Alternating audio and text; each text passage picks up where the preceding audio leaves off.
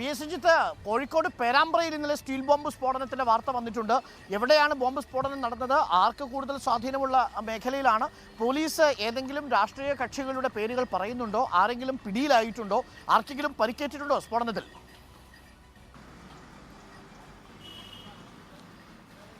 അരുൺകുമാർ, ചെറിയൊരു വ്യത്യാസമുണ്ട്. Steel bomb അല്ല, ഇത് പെട്രോൾ ബോംബാണ്. ഇന്നലെ രാത്രി 10:30 മണിയോടുകൂടിയാണ് അവർ പൊട്ടിയത്. ഈ എരവട്ടൂർ എന്ന് പറയുന്നൊരു സ്ഥലമുണ്ട് പേരാമ്പ്രയിൽ. എരവട്ടൂർ പാറപ്പുറത്ത് മന്ന എന്ന് പറയുന്ന ഒരു ബേക്കറിക്ക് സമീപത്താണ് ഇന്നലെ രാത്രി 10:30 മണിയോടുകൂടി ഈ പെട്രോൾ ബോംബ് പൊട്ടിയത്.